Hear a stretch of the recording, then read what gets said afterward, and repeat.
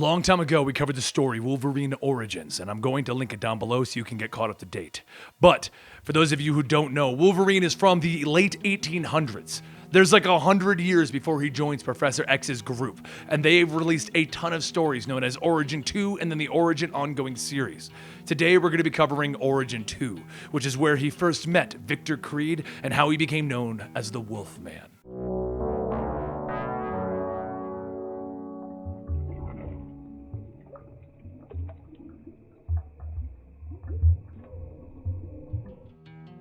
It was 1907 in the Canadian wilderness. A pack of wolves chased down a deer, and just as it passes by a tree, Logan bursts out of the ground. His claws stab into the deer's flesh, and the wolves just watch. The pack leader is Grayscar, and together, he hunts with his 3 sons, and one just as close as any son that he's ever had, the Wolfish Man. Along with the one called Red Streak, Logan lives among this family of wolves, accepted just like one of their own kind. Though it is rare for a wolf family to accept one that isn't of their own blood, rare is not never. However, there is one wolf that isn't a part of the pack. The lone wolf is different. He watches, he waits, he desires, but it is not family that he desires. He wants what the family has. One night as the pack heads out on another hunt, they head through the woods to find something strange. A polar bear. This is not that bear's home, and though the wolves knew not to anger the bear, Logan had to know more. For the first time in years, he felt pity. For as strange as the bear was to the forest was strange to it as well. As Logan watches the great white bear, he even went as far as to bring the bear gifts of food. However, what the bear needed was flesh, and flesh Logan couldn't spare.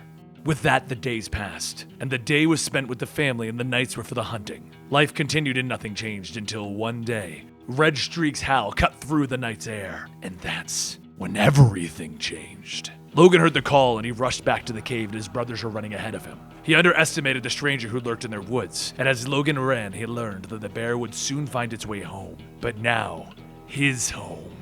The bear stands tall, holding the lifeless pups with blood dripping from its mouth, and all Logan could see was red. For a moment, he couldn't comprehend what he was looking at, and then he did. He screamed as the claws popped out and he lunged at the bear, but with its giant stature, it smacked him to the ground. The bear made his way over, and just as he looms over Logan, Logan jumps up, burying his claws into the bear's chest. The bear once again knocks Logan away, partly breaking the bone claws. As Logan tries to ease the pain in his hand, the bear leaps onto him, sinking his teeth into his neck. With a firm tug, the bear rips a chunk out of Logan's neck and he spits it to the ground, signaling Logan's defeat. The bear then looks at Logan's body and he begins to walk off, and just before the chunk of flesh can fall onto the white snow, he too falls in defeat. The once pure white snow is now covered with the blood of the pack, Logan, and the bear. And as the steam rises from the meat tossed aside, the lone wolf walks by and bites into it. The lone wolf then moves to the great bear, having a taste, and then he notices the one thing that he wanted, Logan.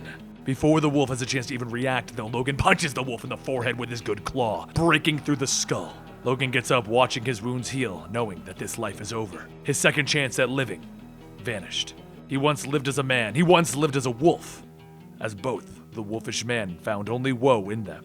As he screamed into the night, a glint of metal could be seen on the bear's nose, and the tag read, "Subject to Essex." The next day, a man tells his dogs to stop barking or they're going to get the stick again. A woman tells him to just stop it. That won't calm them down as she kneels down before the dog, quietly telling him to shush, and she starts to pet one of the dogs. The dogs begin to bark and the man says, "That was incredible. You're good with animals." The woman turns back, showing the part of her disfigured face, saying, "So she's been told." Another man named Hugo walks over, telling Clara that they don't have time for this, they're here for business. And Clara says that he does know that the business is the animals. Hugo then says, speaking of animals, where is her bay? Clara tells him that there are too many people here. If he uses that word to describe him again, she'll cut him. As the group heads into the saloon, Hugo pays one of the patrons, stating that his information better be worth it. The man says that it's worth every cent. And he goes on to say that when him and his compatriot were tracking a polar bear, they did find it in fact dead. It was torn to bits, and when they examined the wounds, they could see that whatever killed it was not just an animal, but something big. As Hugo looks at the maps and the charts, he asks, "How do I know that these aren't faked?" And another voice says, "Consider this. Would I have traveled to the lowest pit on God's own earth to silence one of my employees if his flapping tongue was speaking of something he shouldn't?" Everyone turns to see an extravagant, well-groomed man, and the patron says that it has nothing to do with you, Dr. Essex. Essex pulls out his pocket watch and he tells Hugo and his group that he doesn't know who they are, but it's time for them to leave. Clara tells him that from what she hears, it's not a man that they need to be worried about out there. But before anyone could argue any further, a scruffy man pushes his way through Essex's men, telling Clara and Hugo that it's best that they move. Hugo tells Essex that he may have expensive toys and men. However, I have Mr. Creed, the best, and Victor Creed walks over telling him, Tracker. Just an everyday working tracker who thinks his fool of a boss should get moving while there's light outside. As Hugo and the rest leave, Essex turns back to the patron, and he tells him, I do not believe I wanted any of my business sold to any hunter. This is an experiment, and any results are mine and mine alone. Later, Essex stares down at the frozen body of the man who talked, and he says, I suppose it's my fault. Should have been more clear on the penalties of disobedience. He turns back to his men and he shouts, well, let's get out there. Let the hunt begin. Essex's men begin to put on gas masks, and they start to throw gas into the location of where he is supposed to be. Everyone watches to see any movement, but before Essex could even say what, Logan has torn through most of the marauders. Everyone aims their gun at him, and Essex tells them to hold. It's a man, a mutant at last. Elsewhere in the forest, Creed follows Logan's scent, and he tells everyone that there is a cave entrance hidden nearby. He's gone to ground. Hugo says, are you sure? And Creed tells him, I treat you and Clara pretty well considering, but if you ever question me about what I do again, I'll open you up from crotch to neck. A short while later, everyone arrives at a pile of branches, and Creed tells one of the guys to go poke it. Just as the man walks up, Logan leaps out of the brush, cutting away at the man with animalistic rage. Clara runs through the group shouting for Logan to stop. Just stop! And Logan looks at her for a moment and she says, there you go. There's no need to kill anyone. It's going to be all right. He pauses for a moment and then a rope is thrown around his arm and he's yanked back. His body flies through the air and Clara shouts for Creed to stop, but as Logan falls to the ground, Creed kicks his face, telling him, that's for making eyes at Clara. Before Creed can kick again, Clara shouts for him to stop, and she shows her teeth. While Clara and Creed argue, Hugo breaks them up, stating that that's enough. They will see what they've come so far from civilization for. With Logan tied up, Clara says that he's not an animal, he's a man, and Hugo says he's an animal man. Oh, I see it now. Welcome to Hugo the Great's phantasmagorical celebration of the strange and the wonderful. Without further delay, let me introduce you to the Clawed Man of the Woods, the marvel of the modern age. After Hugo's show, Clara walks up to Logan's cage and tells him that it could have all been stopped if he would just talk. What they're doing to him isn't right. Logan stares at her, thinking back to what happened when he was younger, what happened at the cave, and he remains silent. Frustrated, Clara says, not a word. Great, you're really not being helpful here. She throws her hands up, telling him, fine, you're strong as hell, but they're going to keep shocking you to make those claws come out. Do you really want to die? He thinks back to all of the things that he's lost, and he remains quiet, and Clara reaches out, telling him, please. The moment her hand gets close, Logan growls, popping his claws, and then he's hit with the electrical shock. Standing next to a smoking battery, Creed tells Clara that she's a damn fool. He's saving her from her soft-hearted nature. Clara says with everything that he's been through, she'd think that he'd be kinder, and Creed looks at the cage and says, you know what I think? Better him than me. As the days go on, Hugo shows his marvelous wonders to the crowds, but one day, Essex is in that crowd. He watches as they shock Logan, forcing him to bring out his claws, and he waits. After the show, he stands outside of Hugo's cart, hearing how Clara is yelling what they're doing is inhumane. Hugo says that they can't stop now, this is saving the circus, they need the money. And Essex knocks on that moment, and he says that he couldn't help it over here. If money is an issue, I would pay handsomely for the beast. Clara snaps, telling him he is not for sale. And Hugo says, she's right. Take those Prussian pounds or whatever and leave. Meanwhile, back in the tent, Creed awakens from a drunken nightmare and he sees Logan watching him. Creed shouts that he doesn't know anything about him, how he was treated like an animal, like property. First chance I had, I got out of my cage. No one's gonna put me back into that one again, except half the time when I close my eyes. I'm there again. Logan doesn't say anything and Creed gets up shouting, stop looking at me, runt! But before he can press the shock button, Clara steps in, telling Creed to get back to his car, now! She looks at Logan and says Creed just breaks her heart. She then puts her hand on the cage, holding Logan's hand, telling him, and you do too. The next day, Hugo's reading the paper, which states that his show is a hoax, and then there's a knock at the car. Hugo steps out, telling Essex, I'm not selling! And Essex stops him, telling him, you misunderstand. What I'm suggesting is you allow me to do an experiment on him. That way I can speak for you and prove your show isn't fake. Hugo waits for a moment, and then he says, I come with the Savage, along with the best men in my company. Essex says, whatever makes you feel more comfortable. Later at Essex lab, Logan is strapped to the table when Essex begins to turn on the gas. The room fills and he puts on his mask and he says, I know the Savage can survive this, but humans, not so much. After looking at his pocket watch, he waits for the gas to take effect on Hugo and his men, killing them. And then he turns on the vents to clear it out, stating, it was a sin to suggest that you were a fake to the press, but I had to do what was needed. He then picks up a scalpel and says, now, let me make amends to science. Back at the circus, Clara runs over to Creed, shouting that Hugo and a bunch of men have taken the Wolfman to Essex. Creed then shouts while whittling a piece of wood, stating, and she tells him, we need to find him.